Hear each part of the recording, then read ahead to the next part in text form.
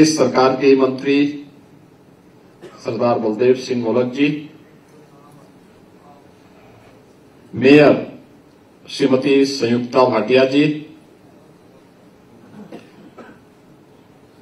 प्रदेश सरकार में मंत्री श्री गिरीश चंद्र यादव जी,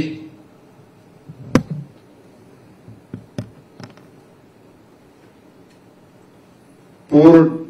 उप मुख्यमंत्री डॉक्टर दिनेश शर्मा जी, विधान परिषद सदस्य श्री मुकेश शर्मा जी,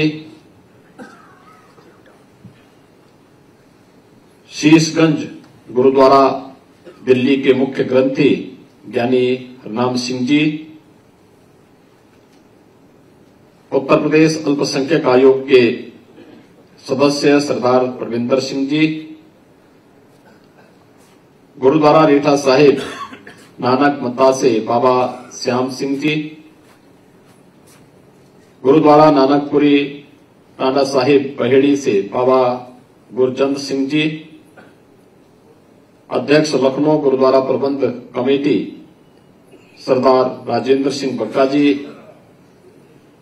अध्यक्ष गुरुद्वारा कमेटी आलमबाग लखनऊ सरदार निर्मल सिंह जी, माननीय विधायक श्रीमती जय देवी जी, आज के इस कार्यक्रम में उपस्थित हमारे विधान परिषद के सदस्यगण, अन्य हमारे माननीय विधायकगण और उपस्थित सभी सिख समुदाय से जुड़े हुए भाइयों बहनों, मैं सबसे पहले मुख्यमंत्री आवास पर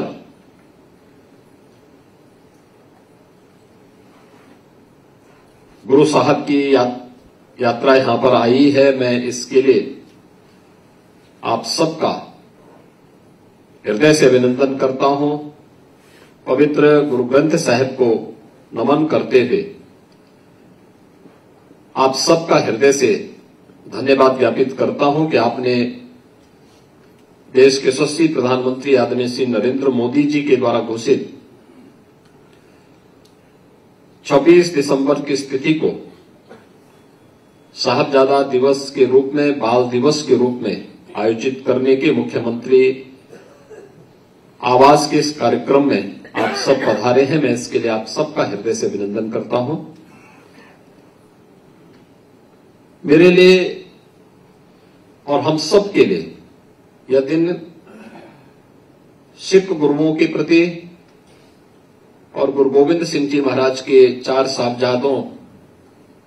के बलिदान के प्रति कृतज्ञता ज्ञापित करने का भी एक अवसर है। सिख गुरुओं का जो त्याग था, जो बलिदान था, वह तो एक प्रेरणा है ही, लेकिन गुरु गोविंद सिंह जी महाराज ने अपने 4 साहबजादों को भारत की धर्म, भारत की संस्कृति की रक्षा के लिए बलिदान किया। बाबा अजीत सिंह जी, बाबा जुझारू सिंह जी, बाबा जोरावर सिंह जी, बाबा फतेह सिंह जी, 4 पुत्र भारत की धर्म की रक्षा करते हुए बलिदान होते हैं। माता गुजरी, जिन्होंने रक्षा का दायित्व अंतिम समय तक निभाते निभाते अंत में स्वयं भी उन्होंने अपने आप को परमात्मा में लीन कर दिया। लेकिन जब गुरु गोविंद सिंह जी महाराज से पूछा गया कि आपके 4 पुत्र शहीद हुए हिंदुस्तान के लिए, धर्म की रक्षा करते हुए, तो उस समय भी उनके मुंह से एक ही बात निकली थी कि 4 मुए तो क्या भय, जीवित कई हजार। यानी अपने परिवार के लिए नहीं, देश और समाज के लिए, धर्म के लिए जिनका पूरा जीवन समर्पित था, उनके स्मृति में आयोजित होने वाला कोई भी कार्यक्रम हम सबके लिए कृतज्ञता ज्ञापित करने का एक कार्य आयोजन होता है। उसी कृतज्ञता ज्ञापित करने के क्रम में मुख्यमंत्री आवास में बाल दिवस के कार्यक्रम की श्रृंखला हम सबको अभिभूत करती है, अपने इतिहास के साथ जोड़ती है। भक्ति से शक्ति की प्रेरणा प्रदान कर रही सिख गुरुओं के प्रति शीश नमन करने का एक अवसर प्रदान करती है, और इसलिए मैं आप सबका इस अवसर पर हृदय से अभिनंदन करता हूं, स्वागत करता हूं। बाबा अजीत सिंह जी को, बाबा जुझारू सिंह जी को, बाबा जोरावर सिंह जी को, बाबा फतेह सिंह जी को धर्म के लिए बलिदान देने की इस उत्कृष्ट परंपरा को भी नमन करता हूं।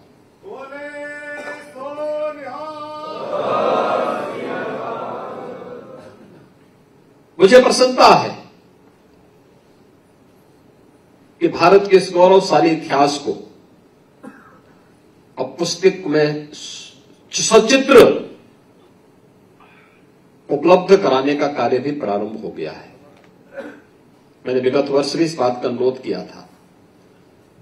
कि हम बताएंगे ही नहीं तो पीढ़ी तो भूल जाएगी, लोग भूल जाएंगे। बाबा अजीत सिंह कौन थे, बाबा जुझारू सिंह कौन थे, क्या उम्र थी उस समय, बाबा जोरावर सिंह क्या उम्र थी, बाबा फतेह सिंह एक नन्हा सा बालक, लेकिन अपने धर्म के पथ से विचलित नहीं होना है, दुश्मन के सामने सिर नहीं झुकाना है, धर्म के पथ का अनुसरण करना है। बचपन से मिले हुए संस्कार, मां गुजरी के सानिध्य में जो संस्कार, जो सानिध्य प्राप्त हुआ, दो पुत्र युद्ध भूमि में वीर गति को प्राप्त होते हैं। बाबा जोरावर सिंह और बाबा फतेह सिंह दीवारों में चिन लिए जाते हैं, लेकिन कहीं उफ तक नहीं करते। धर्म की रक्षा करनी है, और अब वही बलिदान की प्रेरणा हम सबको आज भी विपरीत परिस्थितियों में जूझने की एक नई प्रेरणा प्रदान करता है। भाइयों बहनों, ये सच है, जब भी हिंदुस्तान के ऊपर संकट आया है, कौन नहीं जानता है कि पश्चिम से आने वाले किसी भी हमले को रोकने के लिए पंजाब हमेशा एक दीवार बनकर के खड़ा होता रहा है। और मैं तो अभी देख रहा था तवांग की घटना को लेकर के 9 दिसंबर के दिन मैंने पूछा, मैंने कभी वहां पे ऐसी स्थितियां थी, कैसे वहां पर भारतीय सेना बहुत चीन पर हावी होगी। तो बताया गया कि वहां पे हमारे सिख रेजिमेंट से जुड़े हुए जवान थे, एक एक जवान 2-2 चीनियों को अपने दबाता था और फिर उनकी कायदे से तोड़ाई करके फिर वहां से भेजता था।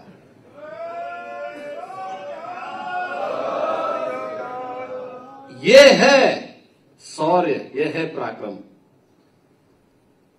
और मुझे लगता है कि हम सबको इस परंपरा को आगे बढ़ाने के लिए जिस भी स्तर पर प्रयास हो सकते हैं, उस पर हम सबको सामूहिक रूप से अपना योगदान देना चाहिए, क्योंकि ये तो अपनी परंपरा के प्रति, अपने पूर्वजों के प्रति एक कृतज्ञता ज्ञापित करने का एक अवसर हम सबको प्राप्त होता है। आज के इस अवसर पर मैं गुरु गोविंद सिंह जी महाराज के 4 साहबजादों को, जिन्होंने सरहिंद की रक्षा के लिए, हिंदू धर्म की रक्षा के लिए अपने आप को बलिदान दिया, हम आभारी हैं प्रधानमंत्री मोदी जी के, जिन्होंने 26 दिसंबर की तिथि देश के इतिहास में बाल दिवस के रूप में घोषित किया। मैं लखनऊ और गोरखपुर के गुरुद्वारा प्रबंध समिति से जुड़े पदाधिकारियों को मैं हृदय से धन्यवाद दूंगा कि बाल दिवस के इस कार्यक्रम के लिए बार बार आग्रह करते रहे, ये दिवस होना ही चाहिए। और हम लोगों ने आयोजन यहां प्रारंभ किया, उसकी गूंज देश और दुनिया के अंदर सुनाई देने लग गई और परिणाम हम सबके सामने है। आज आदरणीय प्रधानमंत्री जी ने दिल्ली में इस आयोजन का शुभारंभ किया। हम सबको यहां इस आयोजन के साथ जुड़ने का अवसर प्राप्त हो रहा है और आप देखना पूरे देश और पूरी दुनिया के अंदर एक होड़ लगेगी कि बाल दिवस का वास्तविक आयोजन कौन सा होगा, वह वही होगा जो साहबजादों के बलिदान दिवस का दिन है। और यही वास्तविक इतिहास है, यही वास्तविक इतिहास भी है और इस वास्तविक इतिहास के साथ हम सबको जुड़ने का आनंद प्राप्त हो रहा है। मैं एक बार फिर से आप सबको ये हमारा सौभाग्य है। लखनऊ का याह्यागंज गुरुद्वारा तो गुरु तेग बहादुर जी और गुरु गोविंद सिंह जी महाराज की स्मृतियों से जुड़ा हुआ गुरुद्वारा है। उत्तर प्रदेश के अंदर मैंने संस्कृति विभाग से इस बारे में कहा है कि गुरु परंपरा से जुड़े हुए उन गुरुद्वारों को चिन्हित करें, उनकी कनेक्टिविटी को, उनके आसपास के क्षेत्र को सुंदरीकरण और उसके विस्तार के लिए क्या कार्यक्रम बन सकते हैं। हमें एक ठोस कार्य योजना बनानी चाहिए, उस कार्यक्रम को आगे बढ़ाना चाहिए। नगर निगम ने यहां पर पार्क की स्थापना के लिए जो कार्यक्रम किए हैं, उससे जुड़ी हुई जो भी समस्या होगी, सरदार बलदेव सिंह ओलख जी यहां पर हैं, आप उनको एक जिम्मेदारी दें। परविंदर सिंह यहां पर हैं, इनको एक जिम्मेदारी दें, बताएं कि लोग शासन के संज्ञान में सारी चीजों को लें, सारी बाधाएं, कोई भी चीज आज के दिन पर अपनी गुरु परंपरा के प्रति सम्मान व्यक्त करने के लिए, साहबजादों को उनके अनुरूप सम्मान देने के लिए कोई भी चीज बाधा और बैरियर नहीं बन सकती है। उन सभी बाधाओं को दूर करने के लिए हम लोग तैयार हैं, हम लोग हर स्तर पर उसमें सहयोग करने को तैयार हैं। आज यहां पर हम सब गुरु गोविंद सिंह जी महाराज के इन 4 साहबजादों का के प्रति नमन करने के लिए यहां पर उपस्थित हुए हैं। मैं इस अवसर पर प्रदेश शासन की ओर से, प्रदेश की 25 करोड़ जनता की ओर से साहबजादा दिवस के अवसर पर, बाल दिवस के अवसर पर